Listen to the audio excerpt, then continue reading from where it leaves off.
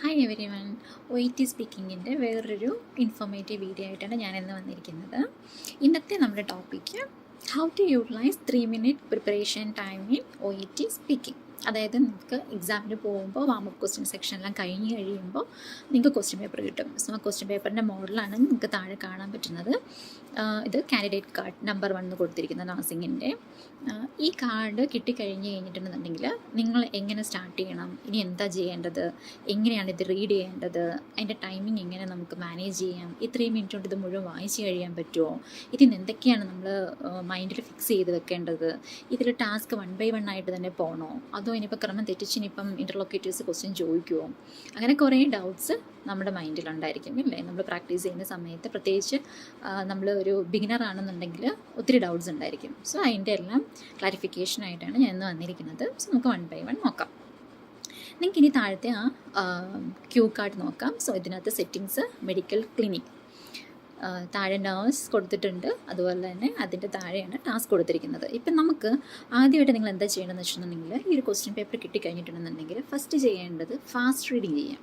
അതായത് പെട്ടെന്നൊന്ന് ഓടിച്ചൊന്ന് വായിച്ച് നോക്കാം. So just medical care, patient 12-year-old daughter has been, അങ്ങനെ എന്താണോ സംഭവം കൊടുത്തിരിക്കുന്നത് അത് ജസ്റ്റ് ഒന്ന് ഓടിച്ച് വായിച്ച് നോക്കുമ്പം നമുക്ക് ആ സിനാരിയോ എന്താണെന്ന് മനസ്സിലാകും. അതായത് ആദ്യം തന്നെ കൊടുത്തിട്ടുണ്ട് മെഡിക്കൽ ക്ലിനിക്കാണ്.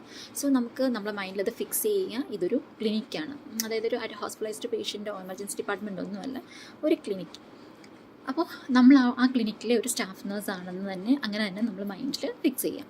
നെക്സ്റ്റ് നമ്മൾ അതിൻ്റെ സിനാരിയോ വായിച്ച് നോക്കി പേഷ്യൻറ്റിനെ എന്തിനു വേണ്ടി വന്നിരിക്കുന്ന അങ്ങനത്തെ കുറേ കാര്യങ്ങളൊക്കെ നമുക്ക് അവിടെ കൊണ്ട് മനസ്സിലാകും. അത് കഴിഞ്ഞ് താഴോട്ട് വരുമ്പോഴാണ് നമ്മുടെ ടാസ്ക് വരുന്നത്. സോ ആ ടാസ്കിൽ ഇതിൽ തന്നെ 5 ടാസ്ക് കൊടുത്തിട്ടുണ്ട്. ആ ടാസ്കിനുള്ളിൽ തന്നെ നമുക്ക് സബ് ടാസ്ക് കാണും. ചിലപ്പം ഈ ക്വസ്റ്റ്യൻ ശരിക്കും പറഞ്ഞാൽ ഇതിൽ ഫസ്റ്റ് റോൾ പ്ലേയുടെ ഒരു മോഡലാണ് കൊടുത്തിരിക്കുന്നത്. ഇനിയിപ്പം സെക്കൻഡ് റോൾ പ്ലേയുടെ മോഡലാണെന്നുണ്ടെങ്കിൽ ഇതിൽ തന്നെ കുറേ, ഇപ്പോൾ 6 ടാസ്ക് ആണെങ്കിൽ തന്നെ അതിൽ തന്നെ സബ് ടാസ്ക് കാണും. ഒരു കുറച്ച് അതിൽ തന്നെ 2-3 ആയിട്ട് മാക്സിമം ഒരു 10 വരെ നമുക്ക് ടാസ്ക് കിട്ടാം. ഇനി നിങ്ങൾ എന്താ ചെയ്യുന്നത് വെച്ചിട്ടുണ്ടെങ്കിൽ ഫാസ്റ്റ് റീഡ് ചെയ്യുക. ഫാസ്റ്റ് റീഡ് ചെയ്യുമ്പോഴത്തേക്കും ജസ്റ്റ് ഒന്ന് അണ്ടർലൈൻ ചെയ്യുക, ജസ്റ്റ് എങ്ങനെയോ വായിച്ചു പോകുക. അപ്പം നമുക്ക് ഏകദേശം ഒരു ക്ലാരിഫിക്കേഷൻ അല്ലെങ്കിൽ ഒരു ക്ലാരിറ്റി കിട്ടും, എന്താണ് സംഭവം, എന്താണ് നമ്മൾ പ്രസൻറ്റ് ചെയ്യേണ്ടത് എന്നുള്ളത്. പക്ഷേ ഒത്തിരി അങ്ങ് ഡീപ്പായിട്ടല്ല നമ്മൾ വായിച്ചിരിക്കുന്നത്, നമ്മൾ ഫാസ്റ്റ് റീഡിംഗ് ആണ് ചെയ്തിരിക്കുന്നത്. ഇനി നെക്സ്റ്റ് എന്താ ചെയ്യുന്നത് വെച്ചിട്ടുണ്ടെങ്കിൽ, അപ്പം നമുക്കിവിടെ 2 കാര്യം മനസ്സിലാകും. നമ്മുടെ സിനാരിയോ എന്താണ്, നമ്മുടെ റോൾ എന്താണ്. ഈ 2 കാര്യങ്ങളാണ് നമുക്ക് ഈ ഫാസ്റ്റ് റീഡിങ് വെച്ച് മനസ്സിലാവുന്നത്. ഇനി സെക്കൻഡ് ഇമ്പോർട്ടൻ്റ് എന്നുള്ളത് നമ്മൾ സ്ലോ റീഡ് ചെയ്യുക. അതായത് ഇപ്പോൾ ഇനി നിങ്ങൾ വായിക്കാൻ പോകുന്നത് ശ്രദ്ധിച്ച് വേണം വായിക്കാൻ വേണ്ടി. അതായത് നമ്മൾ ഈ ഓരോ ടാസ്കും വായിച്ച് നോക്കുമ്പോൾ അതിൽ സ്ട്രെസ് ചെയ്ത ഓരോ കാര്യങ്ങളും കാണും. ഇപ്പോൾ ഈ ക്വസ്റ്റ്യൻ പേപ്പറിനകത്ത് തന്നെ നിങ്ങൾക്ക് നോക്കാം, find out about the patient's concern regarding the vaccine. So find out, ഇതിനകത്ത് നിങ്ങൾ അണ്ടർലൈൻ ചെയ്യുന്നത് ഫൈൻഡ് ഔട്ട് മാത്രം അണ്ടർലൈൻ ചെയ്യുക. Second one is emphasise that is safe. അതിൽ എംപസൈസ് എന്നുള്ളത് ഡൗൺലോഡിങ് ചെയ്യുക. Next one is the provide reassurance that the most side effects. അതിൽ provide reassurance underline ചെയ്യുക. Next one is assure the patient, the parent. So ഇതിനകത്ത് assure download ചെയ്യുക. Next വണ്ണിന് educate the parent about the benefits of a vaccination programme. അതിൽ explain the benefit of vaccination. So ഇങ്ങനെ നിങ്ങൾ ഇത് മാത്രം important ആയിട്ടുള്ള കാര്യങ്ങൾ മാത്രം അണ്ടർലൈൻ ചെയ്ത് പോകും. അപ്പം ഇതിൽ സെക്കൻഡ് റോൾ പ്ലേ ആണെന്നുണ്ടെങ്കിൽ ഒത്തിരി ശ്രദ്ധിക്കേണ്ടത് എന്താണെന്ന് വെച്ചിട്ടുണ്ടെങ്കിൽ, നിങ്ങൾക്ക് 2 ടാസ്ക്, അതായത് ഒരു ടാസ്കിനകത്ത് തന്നെ ഒരു സബ് ടാസ്ക് കാണും. ആ സബ് ടാസ്കിനകത്തെയും മെയിനായിട്ടുള്ള ഇമ്പോർട്ടൻ്റ് ആയിട്ടുള്ള അതായത് ഇതിനെ നമ്മൾ കീവേഡ് എന്ന് പറയും, ടാസ്കിൻ്റെ കീവേഡ് എന്ന് പറയും. ആ കീവേഡ് അണ്ടർലൈൻ ചെയ്യാൻ വേണ്ടി മറക്കരുത് കേട്ടോ. അതായത് ഓരോ പാരഗ്രാഫിൻ്റെ ആദ്യം മാത്രം നിങ്ങൾ മാർക്ക് ചെയ്ത് വെക്കല്ല, അതിനിടയ്ക്കും സ്പെസിഫിക് ആയിട്ടുള്ള കീവേഡ് കാണും, അത് മാർക്ക് ചെയ്ത് പോവുക. ഓക്കെ, അതാണ് നമ്മുടെ ഫാസ്റ്റ് റീഡിംഗ് കൊണ്ട് ഉദ്ദേശിക്കുന്നത്. ഈ സമയത്ത് തന്നെയാണ് നിങ്ങൾക്ക് എന്തെങ്കിലും ഡൗട്ട് ഉണ്ടെന്നുണ്ടെങ്കിൽ നിങ്ങളുടെ ഇൻ്റർലോക്കേറ്ററിൻ്റെ അടുത്ത് ചോദിക്കാം. എന്ത് ഡൗട്ടാണെങ്കിലും നിങ്ങൾക്ക് അവരുടെ അടുത്ത് ചോദിക്കാം. ഇവിടെ നമ്മൾ മെയിനായിട്ടും ശ്രദ്ധിക്കേണ്ട കാര്യം എന്ന് വെച്ചിട്ടുണ്ടെങ്കിൽ, ജെൻഡർ ഒരിക്കലും മാറിപ്പോകരുത്. ചില സമയത്ത് നമുക്കവിടെ എപ്പോഴും പേര് ചോദിക്കുന്ന സിറ്റുവേഷൻ ആയിരിക്കത്തില്ല. അതായത് ഇപ്പം തോമസ് മരിയാന്നോ സാറാന്നോ അങ്ങനെ എന്തെങ്കിലുമൊക്കെ പേര് ആണെന്നുണ്ടെങ്കിൽ നമുക്കതങ്ങനെ യൂസ് ചെയ്ത് കോൺവെർസേഷൻ മുമ്പോട്ട് പോകും. പക്ഷേ ഇതൊരു പേരൻറ്റ്, ഇത് ഫോർ എക്സാമ്പിൾ ഇതൊരു പേരൻ്റാണ് വന്നിരിക്കുന്നത്. അപ്പം അതിൽ ആദ്യത്തെ സ്റ്റാർട്ടിങ്ങിൽ തന്നെ അവർ പറഞ്ഞിരിക്കും ദ പേരൻറ്റ് ഈസ്, അതായത് 12-year-old ഡോട്ടറാണ് അവർക്കുള്ളത്. അപ്പോൾ അത് ഫീമെയിൽ ബേബിയാണ്. അപ്പോൾ എന്തെങ്കിലും പറഞ്ഞ് വരുമ്പം നമ്മൾ ഈ സെൻറ്റൻസ് അവിടെ യൂസ് ചെയ്യേണ്ടി വരും. അതായത് it is important for her to monitor the side effect of the vaccine if she develop any side effects of vaccine. So അങ്ങനെ നമുക്ക് യൂസ് ചെയ്യേണ്ട ആ ഒരു യൂസേജ് നമുക്ക് മെയിനായിട്ട് ഈ ടാസ്കിൽ ചില സമയത്ത് വരും. അപ്പോൾ ആ സമയത്ത് അത് മെയിലാണോ ഫീമെയിലാണോ ബോയ് ആണോ ഗേൾ ആണോ ഈ ഒരു ജെൻഡർ നിങ്ങൾക്ക് ഡൗട്ട് ഒരിക്കലും വരരുത്. അതുകൊണ്ട് ഏത് റോൾ പ്ലേ കിട്ടിക്കഴിഞ്ഞാലും അതിൽ ജെൻഡർ ഏതാണെന്ന് സൈഡിൽ ജസ്റ്റ് ഈ റോൾ പ്ലേ നമുക്ക് ലെഫ്റ്റ് സൈഡിൽ കുറച്ച് സ്പേസ് ഉണ്ടല്ലോ, അവിടെ എഴുതി വെക്കുക, മെയിൽ ഓർ ഫീമെയിലിന് എഴുതി വെക്കുക. അതുപോലെ തന്നെ നിങ്ങൾ പേര് ചോദിക്കുന്ന സമയത്ത്, അതായത് നമുക്കിപ്പം ചില സിറ്റുവേഷൻ ഹോസ്പിറ്റലൈസ്ഡ് പേഷ്യൻ്റ് ആണെങ്കിൽ നിങ്ങൾക്ക് അവിടെ പോയിട്ട് മെയിനോ യുവർ ഫുൾ നെയിം നിങ്ങൾ ചോദിക്കാൻ പറ്റില്ല എല്ലാ സിറ്റുവേഷനിലും. അപ്പം നിങ്ങൾ ഈ പ്രിപ്പറേഷൻ ടൈമിൽ തന്നെ നിങ്ങളുടെ ഇൻ്റർലോക്യൂട്ടറിനടുത്ത് ചോദിക്കണം, during the role play how may I address you. അപ്പോൾ അവർ പറയും എങ്ങനെയാണ് നമ്മൾ അഡ്രസ്സ് ചെയ്യേണ്ടത്. അത് നമ്മൾ ഈ ടാസ്കിൻ്റെ സൈഡിൽ കാർഡിൻ്റെ സൈഡിൽ എഴുതി വെക്കുക.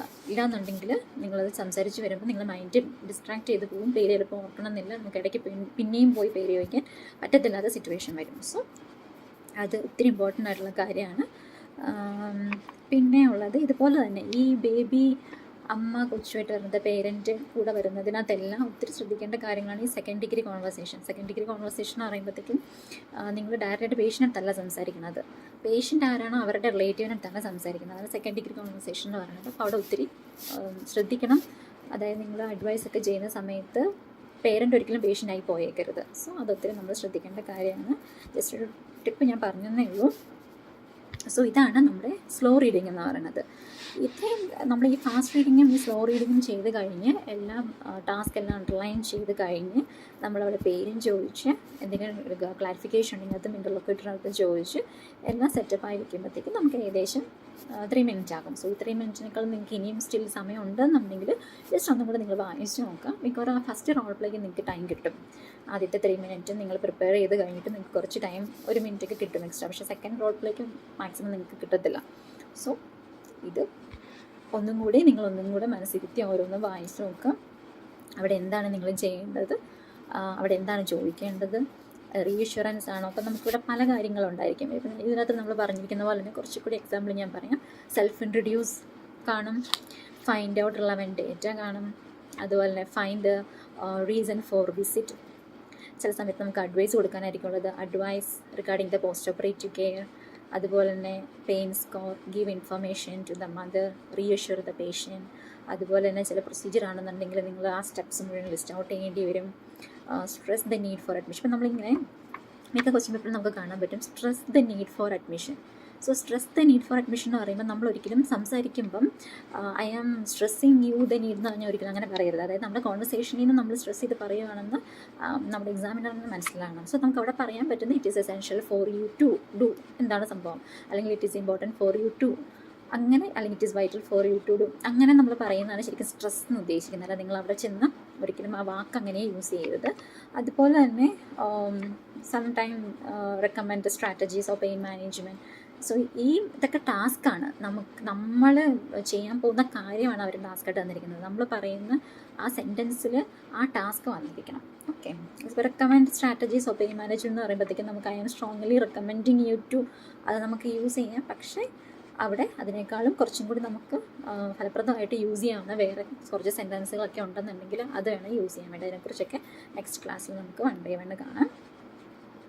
പിന്നെ അതുപോലെ തന്നെ resist request for prescription. So ഇവിടെ റെസിസ്റ്റ് റിക്വസ്റ്റ് ഫോർ ഇപ്പോൾ ഒരാൾ പ്രിസ്ക്രിപ്ഷൻ ചോദിക്കുവാണ്, എമർജൻസി ഡിപ്പാർട്ട്മെൻറ്റ് വന്നിട്ട് എനിക്ക് ഇന്ന പെയിനാണ്, ഇന്ന പ്രോബ്ലമാണ്, സിസ്റ്റർ എനിക്ക് മെഡിസിൻ തായോ എന്നൊക്കെ അങ്ങനെ വന്ന് ചോദിക്കുന്ന സിറ്റുവേഷനിൽ നമുക്ക് റെസിസ്റ്റ് ചെയ്യാൻ പറ്റും. റെസിസ്റ്റ് ചെയ്യാന്ന് വെച്ചിട്ടുണ്ടെങ്കിൽ I could not give you, അങ്ങനെ നമുക്ക് സ്ട്രേറ്റ് ഫോർവേഡായിട്ട് നമുക്ക് പേഷ്യൻറ്റ് സംസാരിക്കാൻ പറ്റത്തില്ല. അപ്പോൾ നമ്മളവിടെ പറയാൻ പറ്റുന്നത് I'm so sorry mister John, really it is not my scope of service to prescribe you the medication.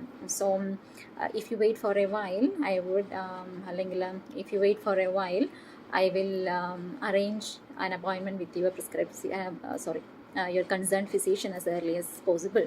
അങ്ങനെയൊക്കെ നമുക്കവിടെ പറയാൻ പറ്റുള്ളൂ. സോ നമുക്ക് ഡയറക്റ്റായിട്ട് അങ്ങനെ പറയാൻ പറ്റില്ല. അപ്പോൾ ഈ കാര്യങ്ങളെല്ലാം നിങ്ങൾ ആ 3 മിനിറ്റ് പ്രിപ്പറേഷൻ ടൈമിൽ മനസ്സിൽ ഫിക്സ് ചെയ്ത് വെച്ചേക്കണം.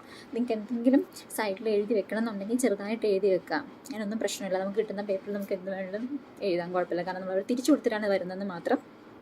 സോ ഒത്തിരി കാര്യങ്ങൾ എഴുതി നിങ്ങൾ തന്നെ കൺഫ്യൂസ് ആക്കരുത്, അതേ ഉള്ളൂ. അതായത് അത്യാവശ്യമുള്ള കാര്യങ്ങൾ മാത്രം അണ്ടർലൈൻ ചെയ്ത് വെക്കുക, അത്യാവശ്യമുള്ള കാര്യങ്ങൾ മാത്രം സൈഡിൽ എഴുതി വെക്കുക. അത്രയ്ക്ക് നിങ്ങൾക്ക് ആ സമയത്ത് ഓർക്കാൻ പറ്റത്തില്ല, അല്ലെങ്കിൽ മറന്നു പോകും.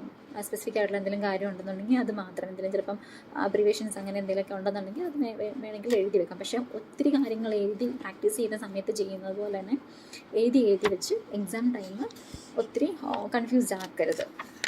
മാക്സിമം നമുക്ക് കിട്ടുന്ന പേപ്പർ അത് നീറ്റായിട്ട് അങ്ങനെ കുറച്ചൊന്ന് അത്യാവശ്യമുള്ള കാര്യങ്ങൾ മാത്രം എഴുതി വെക്കുവാണെങ്കിൽ നിങ്ങൾ പ്രസൻറ്റേഷൻ ചെയ്യുന്ന സമയത്ത് പെട്ടെന്ന് നിങ്ങൾക്ക് ക്യാച്ച് ചെയ്യും, നിങ്ങളുടെ കണ്ണിൽ അത് ക്യാച്ച് ചെയ്യാൻ പറ്റും, അത് പ്രസൻറ്റ് ചെയ്യാൻ പറ്റും. അതുപോലെ തന്നെ കഴിഞ്ഞു പോയ കാര്യങ്ങൾ വേണമെങ്കിൽ നിങ്ങൾക്ക് ടിക്കറ്റ് പോവുകയും ചെയ്യാം ചെയ്യുന്ന സമയത്ത്.